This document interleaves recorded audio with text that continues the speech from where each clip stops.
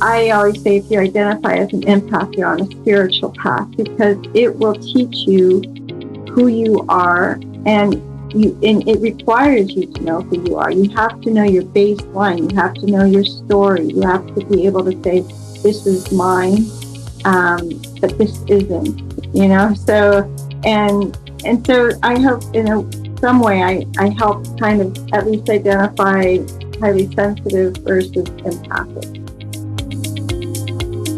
That's Signe Hovem. Signe is an author, ordained spiritual counselor, and energy medicine practitioner who helps people feel loved, safe, and connected. Have you ever felt like a human sponge, getting bombarded with energy wherever you go? Yeah, me too. This show is a must listen, especially as we head into the holidays.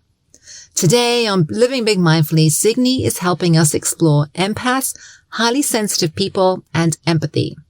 She starts out with a bit about her personal journey living as a HSP, an empath, and a mother of highly sensitive children.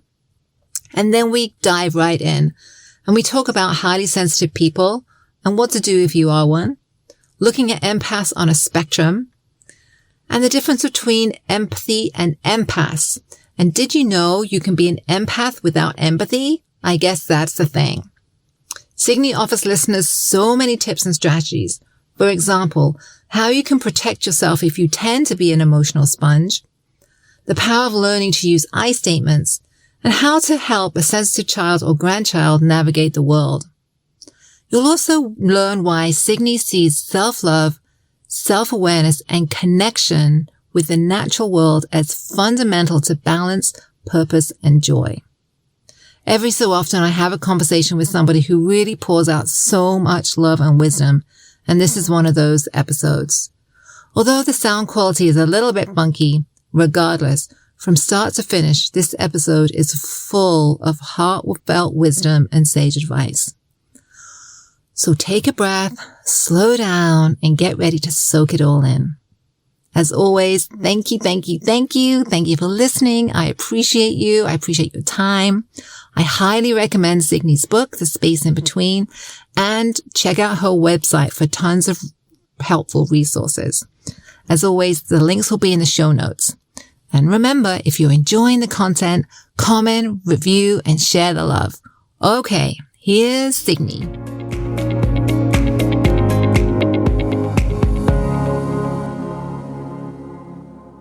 All right. So hi, Signe. I just have finished listening to your audiobook, which I love, and I will definitely put links into the show notes, and reached out and invited Signe to come on and chat about her life and her work and who she is. So would you mind sharing a little bit about yourself and your story? Would that be okay? Well, thank you for inviting me to come and talk with you, Kate. I am an American who lives in Norway. I grew up in a small mountain town outside of Denver, Colorado. And I, from a very young age, kind of sensed that I was sensitive, and I was maybe an introvert, and I could just sense that I was a little bit different, and I didn't need so much peer companionship because I was in Colorado surrounded by nature, which kind of became a sanctuary for me at a very young age. I understood it, what it offered me, what my own family can offer me.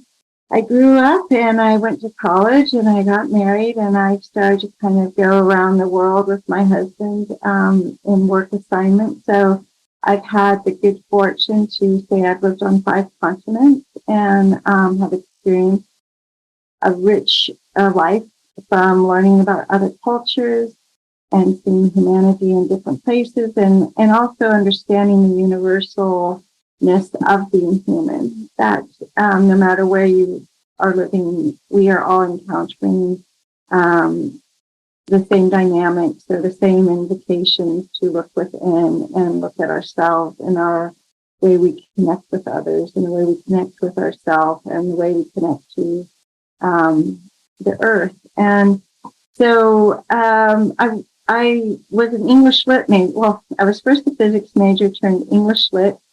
And then from there, I became a mother of four, two of which have language disorders and are somewhat on the spectrum. And so my life became really focused about language and how language really supports someone in knowing who they are and identifying for themselves who they are and their environment. And, you know, when you have children with language disorders or delays, you can see how it really impacts their own journey of being able to be part of a community or be comfortable with themselves. And so they were great teachers to me in regards to language. And from there, I started to become really interested in energy medicine. And I had some illness myself, which kind of opened the door for me to look outside of conventional medicine for assistance. And it kind of, in a weird way, rocked my world, in that it really was a paradigm shift for me to see the world as not just three-dimensional, but to understand that there's this energetic component that exists before the physical. And so, you know, I worked in, you know, being certified in that for a while, all the while looking at my own life and my own story and my own mind, body, spirit, what it needed to have more in balance. Because the more I worked with energy, I realized you get to this point where you want to be of service, and you're only as good as you have done your own work. And so that really is kind of what, you know, I never imagined as a young child or a teenager or a young adult saying, oh, you know, I'm an empath and I'm going to write a book and I'm going to hopefully help other people. But you get to a point where you want to share what has helped you, what you've come to understand, and offer it to others. So yes, I can really kind of resonate with your story, especially about serving others, right? So going through your own healing process, and then, you know, in some way, whether it's through kind of counseling or healing or even coaching, you know, then using that to help others kind of grow and heal. I really resonate with that. So thank you for sharing. I appreciate that. So help me with a couple of terms. We hear a lot about empaths, empathetic people, and sensitive people. So to me, that sounds like there's kind of a continuum out there. But so tell me a little bit about that and give us an overview of kind of, you know, what's what. Help us out here. Yeah, I mean, this was I think kind of the heart of my book, was that there were emerging terms that, you know, in another way it was becoming buzzwords and just kind of tossed around really freely without, I think, a lot of people taking the time to understand what they were identifying or labeling themselves or others. And you know, because language is such a critical part of my development and my consciousness here, I really wanted to help start defining the terms so that people could use them with more confidence and more self-awareness. And so I would start by saying that the term highly sensitive person came out in about 1989, early 90s. And it was a wonderful marker on this evolution because it gave credibility, it gave advocacy. People who were highly sensitive had an umbrella that they could get under and say, okay, this is us, this is our traits, these are maybe what we need to have accommodated or we need to be aware of. And I think they identified it's a genetic marker. I don't know the genetic marker off the top of my head, but it's about 15 to 20% of the population have this. And so everyone kind of, I felt, crowded under a highly sensitive person's label. But as the years went on and it was, getting more and more credibility and advocacy, and there are therapists, and but what was happening for me is, because I'm highly sensitive, but I'm also empathic. So for me, the empathic traits that I had were never addressed in this highly sensitive area. And I distinguish it because if you are an empathic person and maybe you're unaware you're empathic, and empathic means that you pick up energetically thoughts, feelings, physical, spirit, you can pick up a lot of things that actually aren't originating from you. And yet, if you don't have that awareness, you think it does originate from you. And so you misinterpret and you try to cause something that isn't yours. But in that period of not knowing that this is what's going on, an empathic person will typically question their imagination. They'll say, did I imagine that? And it runs a lot of self-doubt. A highly sensitive person who is having a nervous system irregulation because there's too much noise, or there's a sensitivity to smells, or there's too many people in a room, and so there's a little bit of social anxiety.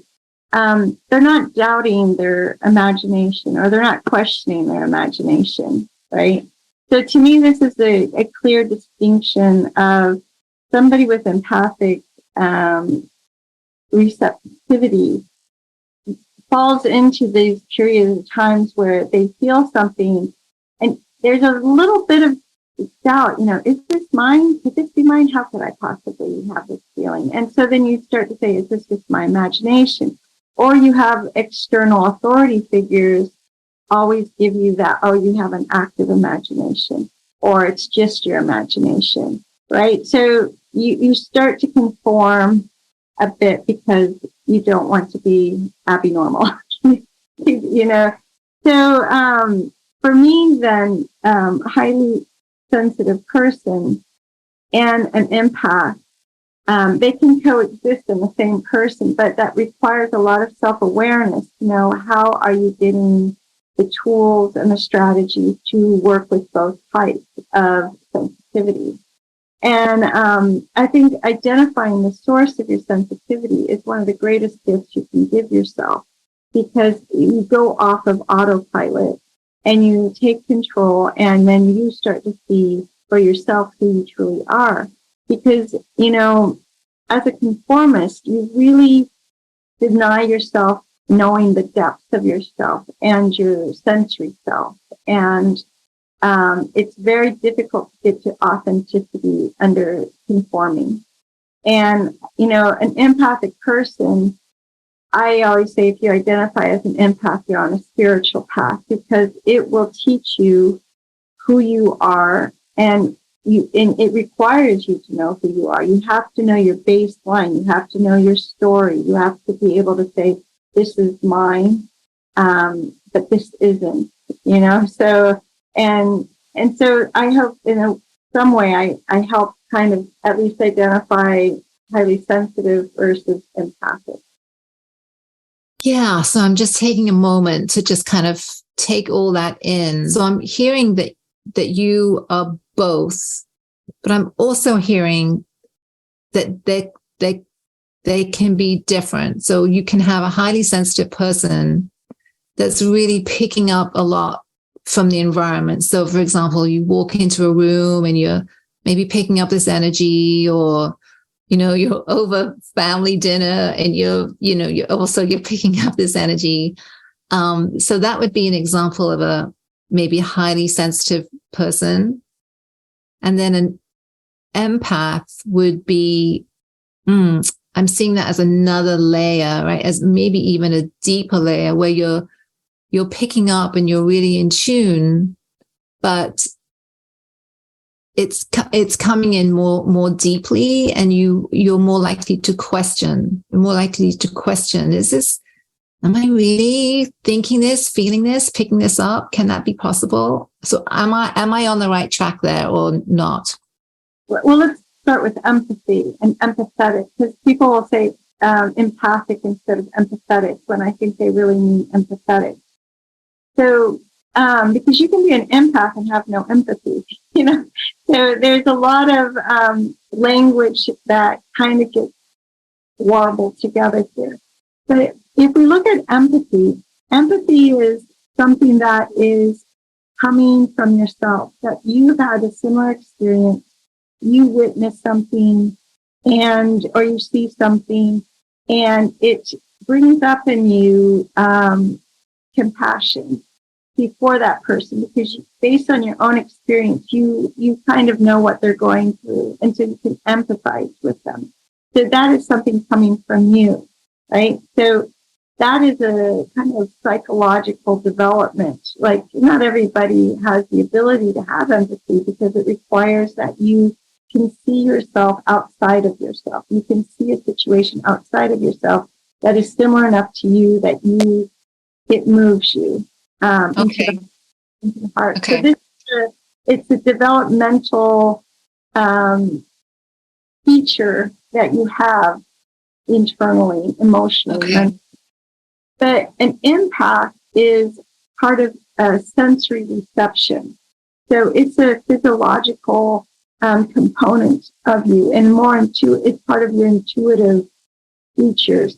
So if you think about how passive your senses are, our sight, our smell, our sound, they're all incoming. It's a one-way channel in from the outside. And we get this sensory information so we can build a relationship with our environment and to build perception.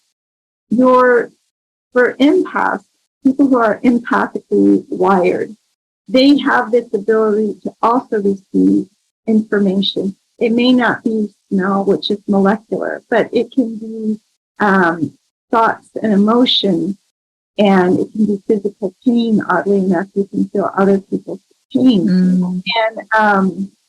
And so this is completely separate from like empathy. You can see it comes into you, but you still have to process it, just like you would have to process smell, or just as you would have to process what you heard. It requires, this is why I say if you're an empath, you're on a spiritual path, because it requires you to process or not process, or to at least understand for yourself, what is your emotion? What is your story that is filled maybe with your own sorts of triggers, and what is not? And so it leads a very interesting, immersive lifestyle to be empathic, and you can completely be passive about it. You can receive this information, and you can have a strategy for yourself. Identify, is it yours, is it not yours, and then maybe one of your strategies is to say a prayer for that feeling, whoever you're feeling, or whatever the situation is. Or you could become more active. And I said there's a spectrum between being an unaware empathic person to being an aware empathic person to actually moving full into mastery and becoming an empath. And the realm of the empath is when you step from being passive and just letting things come to you and you acknowledge and you see them, to actually being investigative and interacting with the energy. So to use the example, if you smell someone cooking, you can smell that there's food being cooked, and you're fine with that. Or you're curious, who's cooking? What are they cooking? And then you step into going to find that out. An empath has that ability to be respectful of boundaries, to understand asking questions such as, is this mine? And there's two levels to is this mine. There is this mine as in that it originates from me, but it's also the second question, is this mine to work with, or to witness, or, to in some way interact with this impression that you've just picked up.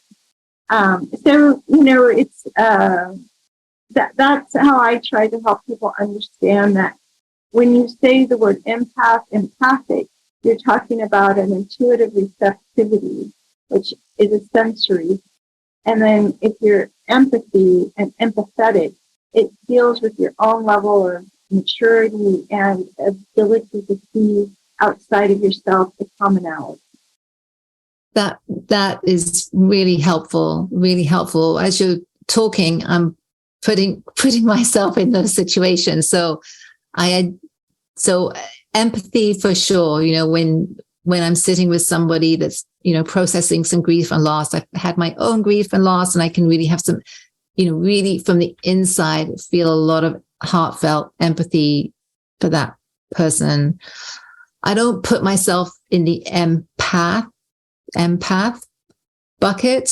However, when I'm sitting with somebody and we're processing their trauma, I don't quite know how to put this in this words. I can pick up sometimes body sensations, like tension in my shoulders when they're feeling tension in their body. And I'm working with a woman with a mass, and sometimes I can almost feel the shadow of that mass in my chest, and not obviously she's in a whole nother country, right? So that's over the airways. So I'm really, this is really helping me kind of sort out what's what. Yeah. Yeah. So thank you. You're describing a very empathic, and you can be in a different, remote energy work, because energy is everywhere, right? It isn't located to a time and place. So, you can definitely feel things if you're tuned into somebody, and it's an ethical relationship. It is giving you information, and this is what I try to really emphasize to people who, we fear what we don't know. And I think part of what my issue with the dictionary had been that if you looked up empath, it would say it was originated in science fiction and fantasy. And by doing such a disservice for people who are trying to understand themselves and denying themselves language, was one of the reasons I wrote the book. My first chapter is called No Longer Science Fiction. And because there needs to be a shift, transformation in a way that people are allowed to embody and accept their reality. And even if it doesn't quite fit mainstream, what you're talking about, feeling something, is a physical empath. There's different types of empaths, and a physical empath, will feel things in their body. When I do energy work on people, my body tells me where the person needs energy work, because I can feel it myself. It's just information, and that's what I was trying to say. Is I try to get people who are a bit concerned about what is this energy realm that you're talking about, and is it very woo-woo and all that, and it's not. This is very much part of our physical reality, and energy at its crux is just information. That is all it is. And so when you feel maybe this mass, or you feel a client's neck tightening because your neck tightening, it's just information. And as a therapist, you are getting more data that in which you can support that person and understand what they are going through. So it's a wisdom. And, so other type of empaths are people who pick up on emotions, emotional empaths. They'll pick up, a lot of emotion in that's out there. And what I want to also say to, again, highlight that this is not something to be afraid of, is whatever an empathic person picks up, it's typically unprocessed from the person it originates. And that is why it's actually out there, and other people can pick it up because it's not processed. Mm-hmm.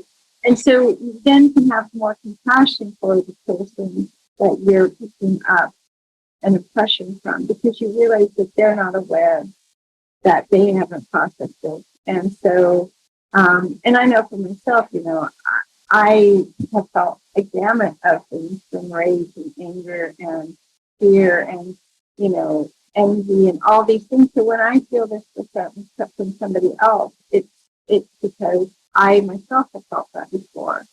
And you treat it with respect because it's part of their past. And maybe they're in denial, maybe they can't face that, maybe, so it's out here from them. And, when it's inside, when you've owned something, when you've owned your story, when you've owned your experiences, you're least likely to get triggered, you're least likely to let it impact the way you have relationships because you own it. It's yours. You've embodied it. But when you haven't, when you're, it's a very vulnerable place to own something, but it's also a vulnerable place to be when you haven't accepted yourself either. So I just want you to maybe recognize that there's a part of you that is intuitive, and your body is the tool or the medium in which your intuition is coming into you. So in your book, you talk about the word sponges. I think you mentioned Oprah. Oprah had an article or did a podcast or something, and she used the word kind of human sponges. So if you tend, right, to be on that spectrum, kind of sensitive or intuitive or empathic, and you're really not aware, right? You don't really know, and you're just picking up all these things, but you just have no awareness about where it's coming from or how to process it, or and people just say, "Oh, you're so sensitive. You're so sensitive." I can't tell you how many people have said that to me. "Oh, you're so sensitive," or "You're overly sensitive." Before I did my work, how would you help or guide a person, when they're getting those messages and they're feeling like this sponge, but they have no idea what to do with it? Right. Well, one thing about being sensitive, and I can speak for myself because I was somebody who's very sensitive, but I also had a very dysfunctional childhood, and I had moved out of the house when I was 16. And so my sense of safety and security and feeling like I belonged was really on like high alert. And so I was always looking and hearing to see where I might be unsafe or I might not be wanted. And so, it was the family that I moved in with, the mom took me aside and she said, you're so sensitive, we can't really even say anything without you kind of going into oh my goodness, do I need to leave? What can I do? And a lot of that is more of a trauma response, right? This idea that we have to protect ourselves, that we aren't safe. And so for people who are really sensitive to like what people are saying, or, there is some beauty to resilience. And that resilience for me came in when I started to love myself and I started to do the work. And so this sort of work around that type of sensitivity is not anything to do with being empathic. It's not really anything to do with highly sensitive. It has to do with the fact that, highly sensitive people can read the room really well. They can, usually because they've had circumstances in which they had to learn to read the room really well, and kind of be ready if something changes, or be able to react quickly. And so I just would invite everyone, just as much as I'm about identifying what is your sensitivity and knowing then how to help yourself. I think also looking at this type of sensitivity is like what has happened in your life that has made you so sensitive to what other people say or how they say it or they tone. And this is another point I'll point out, is that emotional content is here through tone, right? So you can hear someone say something, but the tone they use can like set you off. It's not what they said, but it was the tone they use. So this is another way of looking at, okay, there's an emotional thing there. That tone trips me up. And what is it about that tone? Where have I heard that tone before? Or what do I think? How am I interpreting that tone? So, life is just magical in how it will give you every which way to look at yourself and where you're maybe hung up or out of balance or where you need to look within. Yeah, I love that. And you mentioned tone, which is just such a fantastic point. And I would also throw in there the non-verbal, such as, body language or facial expression or body posture, something completely non-verbal that or look, right? The look, some kind of a look that also might trigger that kind of root, right? It feels like the root back to that trauma, right? The not good enough or the defective or so that's a big one for me too, is the other the non-verbals can be a big one for people. I do feel like the children who are sensitive and for myself, I think because my parents, I will just say this, they divorced when I was 13, but they never fought. They never fought in front of us kids. I'm sure they thought they were doing us a great service. But what happened for me is that when no one owns the tension in the room, it leaves empathic people or sensitive people feeling like it's theirs then, and they have to deal with it. And so my advice for people who have young children who are highly sensitive is really go back to the language thing. If you own that you're having a bad day and maybe you're a bit moody or, you're a bit short and patient, it helps that child understand this isn't me. I'm not moody. I'm not, if they're picking that up and they have no way to know is it them or is it mom, it gives them the freedom to understand this is mom's. It's not mine. And look at mom is so mature, she can talk about this without making it my issue. Because I think a lot of times grown-ups, they think, kids are oblivious, but energetically it's there in the room and if no one's owning it and a kid feels it, they're going to feel it's theirs. Yeah, that is a wonderful point. I have a grandchild and he's got big feelings. My son's pretty sensitive and my grandchild, he's got big feelings and I think he's pretty sensitive too. So I love those tips, right? To really kind of to verbalize it, right? To say it out loud, to be honest, to really call out what's happening, right? Put language on it. I think that's so powerful. So powerful. And also like even to like follow it up with I have a lot on my mind. I think I need to go take a walk. A walk always helps me. It shows that you the child that you have coping strategies and they don't have to fix you.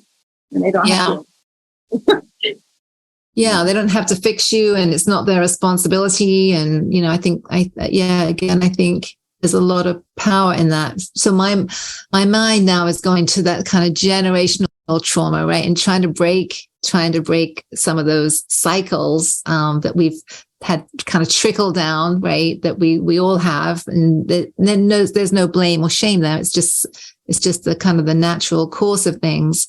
But that awareness and trying to break some of those communication cycles is probably pretty powerful, something to think about.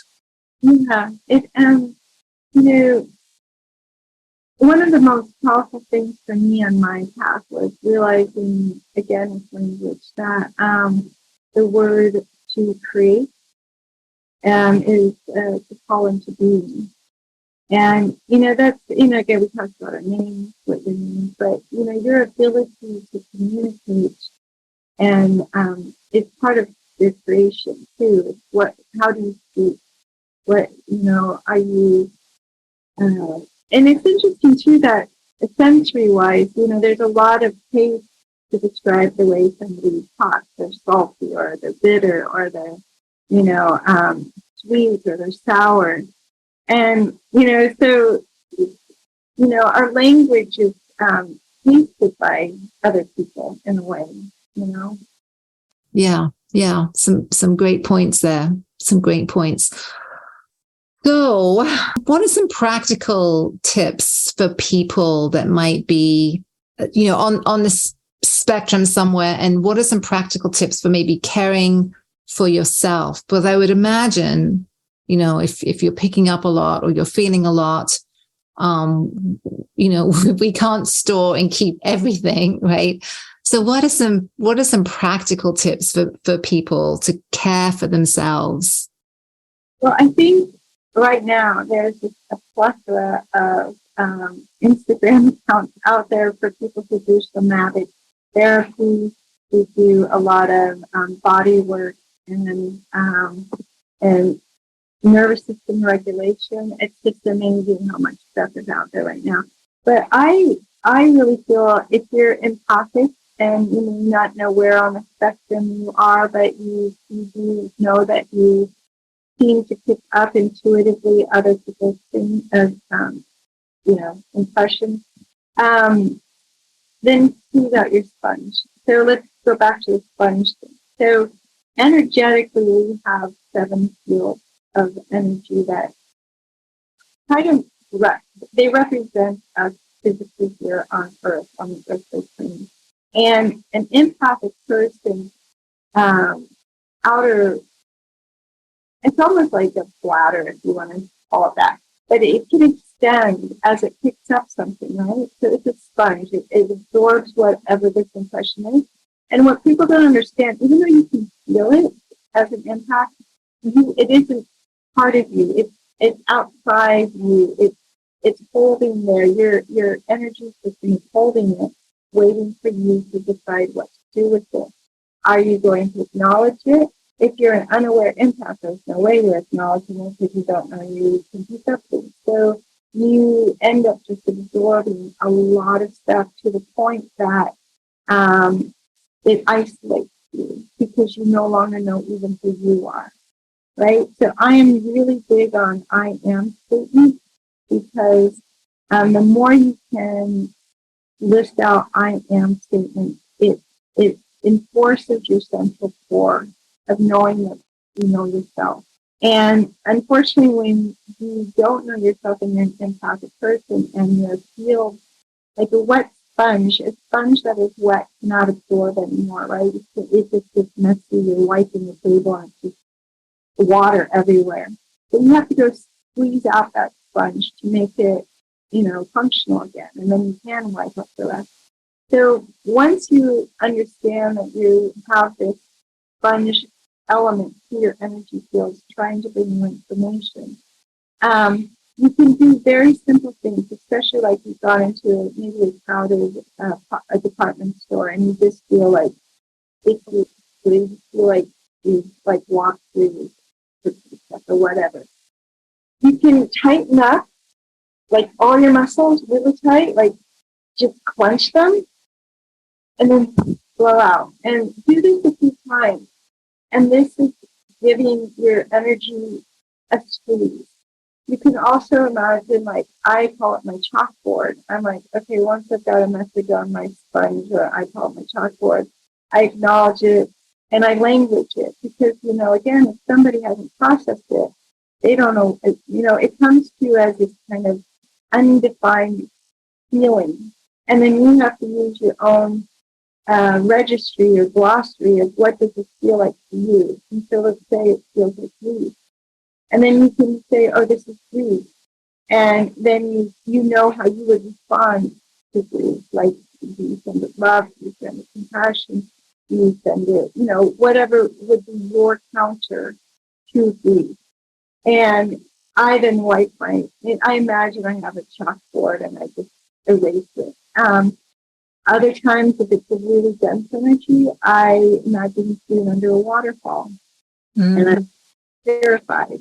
The thing is the more you do this, you can do this so quickly that it takes no time at all. It isn't like you have to sit down and meditate for 30 minutes just to do one sort of feeling of yourself. It's, again, a muscle. The more you do it, the more you trust yourself, your energy responds. And so that's important. I'm very big on journal. I journal a lot. I use a journal, especially when I was starting out trying to understand what I felt, because I would get kind of funny, like I would get a touch on my nose, like I would feel like my nose was being dinged, and then I began to kind of understand what did that relate to. And so I called it my body dictionary. And so when I would feel like, for you, tight neck, it's client, when in other times once you feel a tight neck, does it mean the same thing? So it becomes kind of an independent study, and life becomes a really interesting, engaging experience, because you're living your life, yes, but you're living your life within an energetic field, a unified field. There's a lot of other things, and it's showing you who you are. It's just not using you. I say be in service, but not to the detriment of yourself.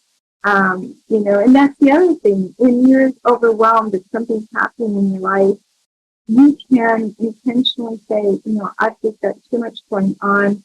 I really want a break from having to process other people's stuff.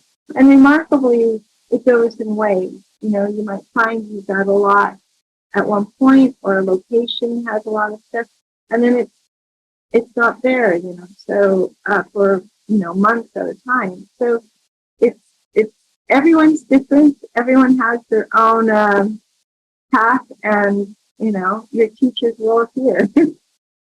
That's for sure. And as you're talking, I'm just resonating with the richness of life, that the richness that can bring, right? When you're really using that kind of inquiry, right? That internal inquiry, and you're asking, I love the question that you asked, is this mine? Right? Is this mine?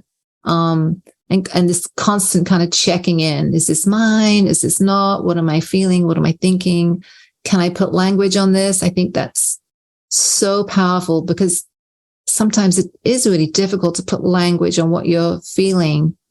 But if you can take a moment, right, and try and put some words, that can burst the bubble too, right? That can really be a powerful tool. Yeah.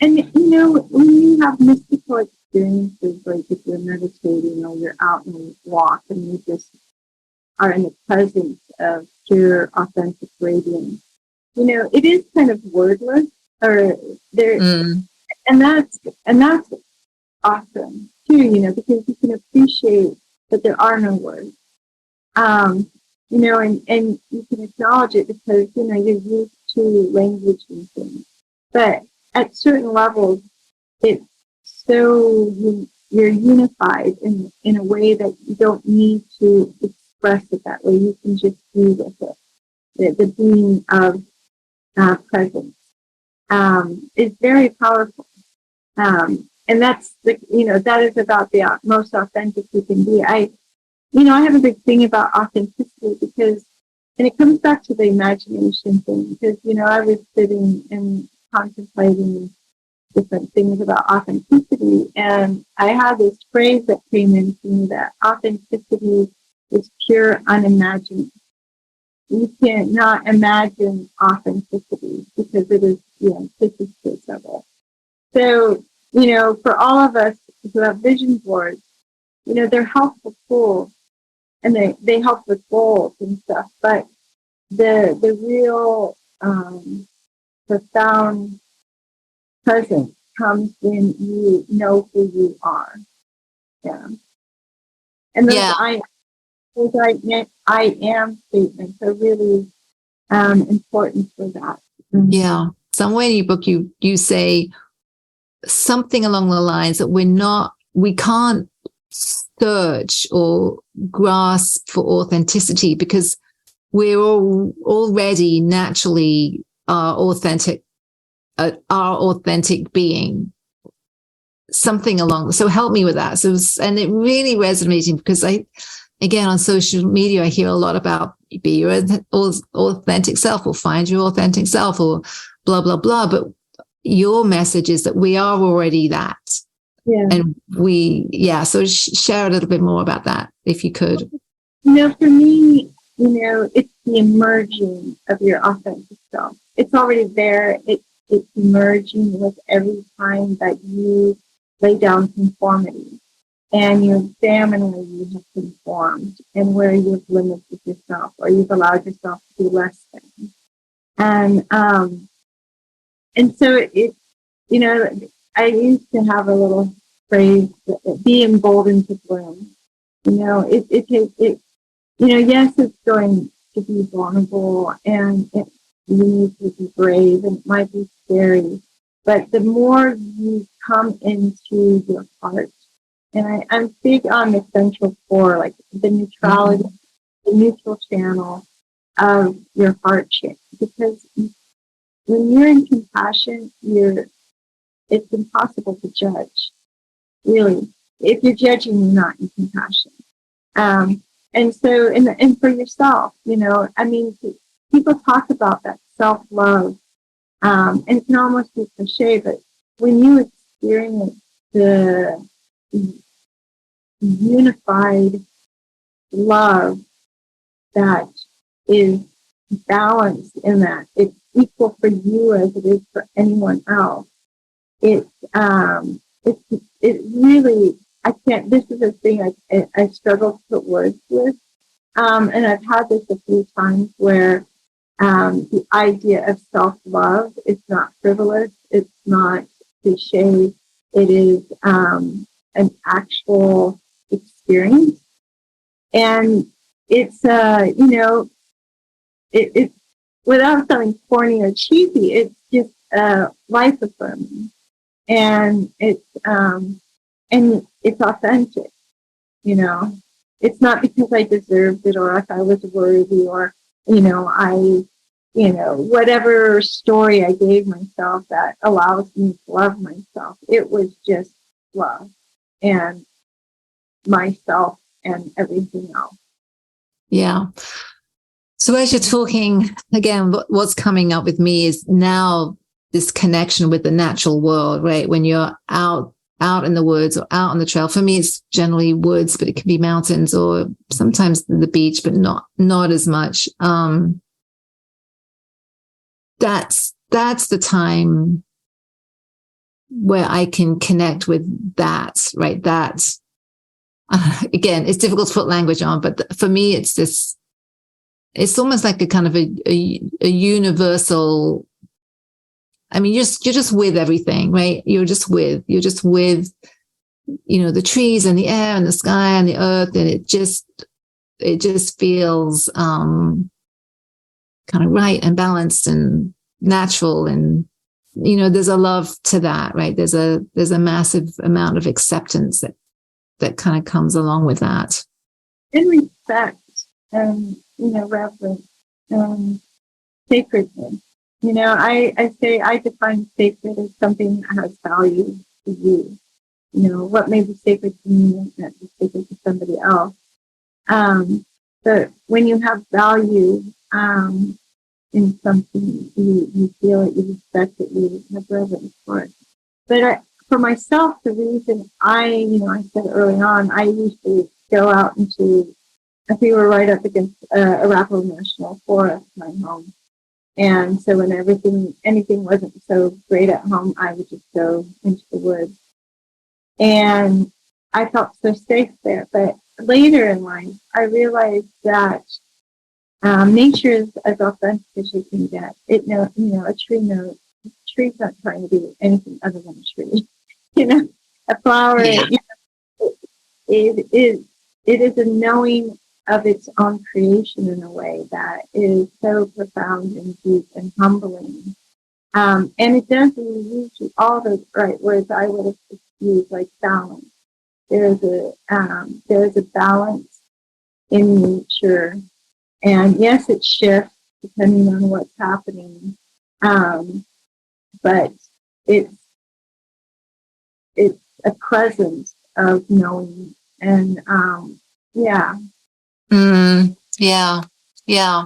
And also energy, we entrain our energy and train, with the things that we love. So like if a child is upset, you feel for that child. And this is the other thing, empathic people are very easy. They're kind of called chameleons because they can fit into any environment because we can entrain our energy with what's going on in the mood. But it also means we can lift it. If we are an aware empathic person, we can lift a room up through intention. And, so nature does that for me. Like if I know I need a boost, I go out and I allow it to help raise my frequency. So we've got some listeners listening that might be kind of resonating with our conversation. How might you, what are some tips that maybe, if you're out in the natural world, you're taking a walk in the woods, what might you suggest people start to practice, for want of a better word, to kind of help get them kind of grounded and connecting with some of this? I would unplug, like if and because I sometimes will walk listening to a podcast or listening to music, but I make sure that I have a good 15, 20 minutes unplugged, and I really notice what's around me. I am very mindful. I'm mindful of how the dirt smells, how my feet are, what sounds my feet are making on the path. I notice what's on the side of the trail. Are there lots of pine needles? Are they dry?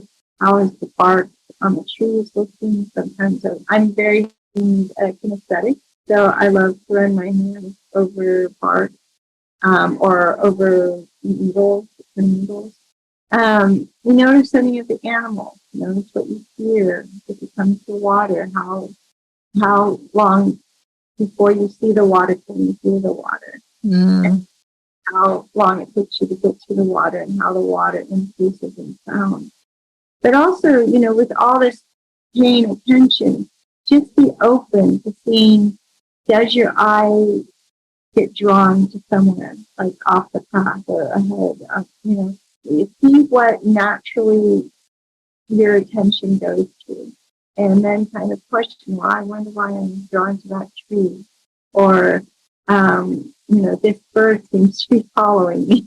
Or, just allow it to be playful and respectful. And, like I am always saying hello to anything I see. I play golf and there's a bunch of dragonflies. And I'm just like in my own head having a merry conversation with the dragonfly saying, I see you. Thank you for your beauty, and make it immersive.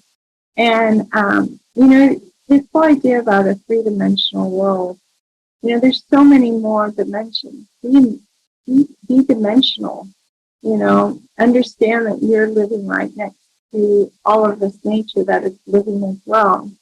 Yeah. Yeah, that's lovely and so powerful. So I really encourage people to kind of get out and try some of that. Even if it's a park, you have some green space close to you. I always say you don't have to have this, massive woods in your backyard, right? We can do this walking down a street. We can do this in a neighborhood. We can do this in a little green space. If when you're walking your dog, right? It doesn't have to be this big adventure. It doesn't have to be a national forest with a backpack on. You can, right. Yeah. And, I want to also bring up breathing, because breathing is, it's so powerful. I once was asked to present to a hospice in Colorado, and we talked about how a hospice nurse will go into a home. She will tend to a lot of things with the family or the patient, and then leave and then go to the next. And, this is serious stuff, the process of dying, being there at a time when someone is struggling, the family is vulnerable. And sometimes we can give and particularly healthcare people are giving a lot. They have the capacity to listen, the capacity to care, but sometimes you can overextend yourself and there's not a lot left to give, and that will start to become detrimental to you and your own energy system. So my advice to them was, every time you go to a car between, clients, sit and breathe as if you are a balloon that you need to blow up and fill up, and breathe down to your feet into the earth. Breathe as if you're pulling your straw from the top of your head down into the earth, and you are just channeling air to fill yourself up. And it was pretty profound because, I use dowsing rods to show people their energy field. And they had volunteered, one of the nurses that the staff felt had kind of like she was a giver, like she gave way beyond necessity. And so I showed, with her permission, I showed her energy fields, and they were not ideal. And so we did this breathing exercise, the whole group, everyone did it. And then after, 3 minutes of intentional deep breathing, really feeling your breath, following your breath, filling up, you're only thinking about your breath. I measured them again, and they had popped out to actually being, perfect. That kind of personal space that we talk about is your first feel. And when you don't give, when all you do is give, you're giving from yourself. And if you're not filling it back up, and that's when you get into issues. Your own health starts to, your mental health, your emotional health, everything kind of starts to kind of go downward. And your body is the last messenger, really. When we're too busy to notice anything else, when you get sick, when you get ill, that's your body saying, okay, we've gone too long with this. Yeah. There is so much wisdom and truth in that. So thank you so much for sharing that, because you are right. I think if we're having some kind of illness, the train left the station a while ago, right? And we're just catching up. Yes, absolutely. Yeah, I love that. Before we jump into the final question, is there anything else that you feel you would like to kind of share or mention today?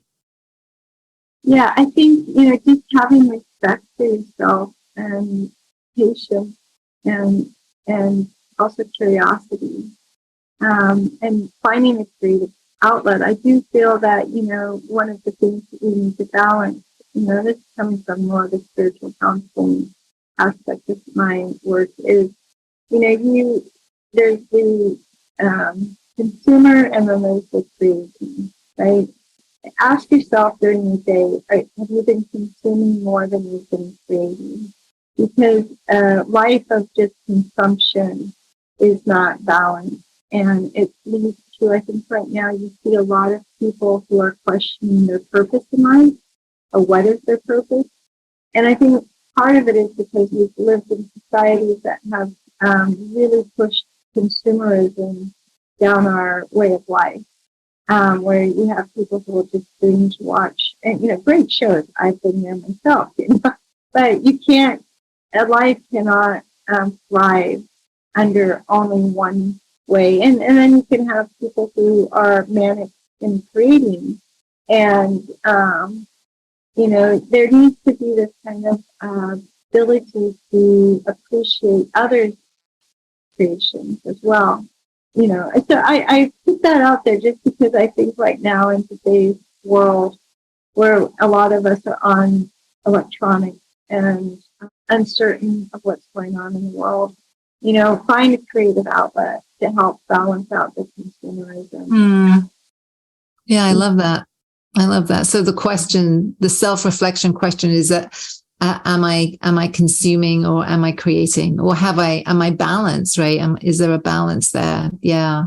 And that's the thing too, why we, in nature, there's this balance we were just talking about, because there's the creation. The creative part is always going, but there's also a bit of a consumption in the decay and the transitional ecosystem life cycle, right? So that is present there as well. Yeah. Yeah. And you're consuming the oxygen, right? There's a literal exchange with the air that you're breathing. I think that's also, that's so powerful too, right? When you really think about you're breathing in and you're breathing out, there's literally a relationship there. But yeah. So my final question that I asked everybody, if you had to leave listeners with one piece of kind of sage advice, and not necessarily from what we talked about today, but just in general, what might that be? Oh, big question. I don't know if it's, like wisdom, but if somebody once asked me, I'm going to turn it around just a little bit, if you don't mind. If somebody once asked me what I thought was selfish, right? Because we all kind of abhor selfishness. It's not a nice trait. And I answered as honestly as I could, and that was someone's inability to be self-aware. And so with that in mind, and they were a bit like, well, that's quite harsh. And I'm like, not really, because we go at our own pace. And everyone has the right to go at their own pace, to integrate and to learn about themselves and about their environment. And because I do see life as a very spiritual experience, a component to it, self-awareness is just part of that.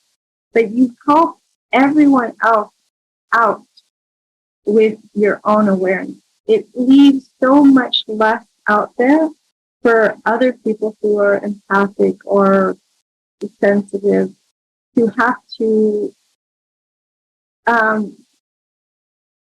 not look at it, not deal with it, but we do stumble on it, especially in the early time. And because I was like, somebody was like, what would be your utopia?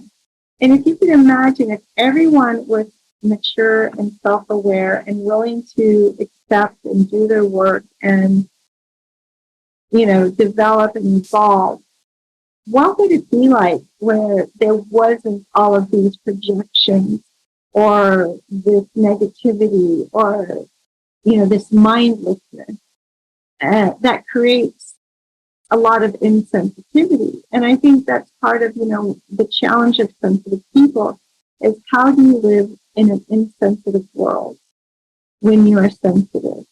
And, my public service announcement is that if everyone would just do their part and lean in, go inside, and connect with their heart and their true, authentic self and feel the love that I think people. Yeah, that is a beautiful note to end on. And what a world we would live in, right? If that were true. Yes. Yes, absolutely. Yeah, for sure. So thank you so much. Where can people find you and connect if they have more questions or more curiosity? Yes, my website is www.smhovem.com. My book, I'm so happy when anyone reads or hears my book. It's The Space in Between, an empath field guide, and there's the audiobook, there's a Kindle version, there's a hard copy. But more than that, if you've read it, if you could please leave me a review, because the life of a published author is, all these algorithms, and the more reviews you get, preferably nice high reviews, but please be honest with how you review it and how the book speaks to you or not. And then I have a quiz on my, if people are curious about where they are on the spectrum of being an unaware empath to a highly sensitive person. It's on my website, and it's probably, I think, at the top of it's just take this empath quiz, and you have to give your email, but then you get a a full kind of description of where you are based on how you answer questions. And some people took issue with some of my questions, but what they didn't get was I was trying to get the person into the feeling of what the question is prompting you, and how would you respond from that. If you're not empathic, it just seems like a weird question. So, and that will tell you maybe. but Yeah. yeah. But so, in my services, I do offer some spiritual counseling. I don't do as much of that now, just because I moved house, and I'm taking a small break. But I did a lot of my training in Australia, and but I do want to give a plug, if I may, for them. That's the Melanie Ryan Institute of Applied Consciousness, or MRIAC.com.au. They do energy medicine teachings, and a Mahat meditation, which that's the type of meditation I tend to do. It's an energetic meditation, so it's acknowledging that I'm more than just a physical body, that I'm energy as well. And so I know they're starting their first level in August. And even though they're in Australia, they have a New York branch. And so when they do practicum, they do a lot of video. So if you're not in either of those locations, so that's my plug for them. And on my website, there's meditation. So if people want to listen to a meditation, different ones. I have one for projections and different things. So anyway, there's a resource there. And you can always reach out to me like you did and say hi. Thank you so much. And I will definitely recommend your book. I have listened to it and it's wonderful, highly recommended. So I will put all those links in the show notes so listeners can just jump onto the show notes and check you out and check out all those resources. So thank you so much for a heartfelt and enlightening conversation. I've certainly learned a lot today. So thank you so much for coming. Okay, thank you, Kate. Thank you so much for having me. I enjoyed our conversation very much. And I'll maybe see you in the woods sometime. Absolutely, for sure.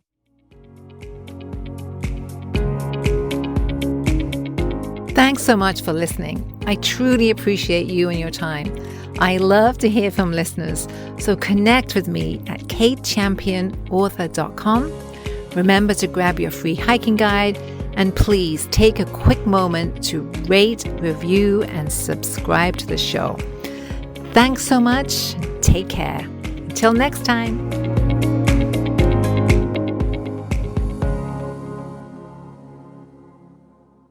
Hey, me again. Just a reminder, this podcast should not be considered professional advice.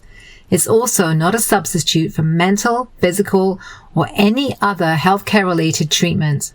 For any questions about your condition and or concerns, please contact a fully licensed healthcare professional. Thank you.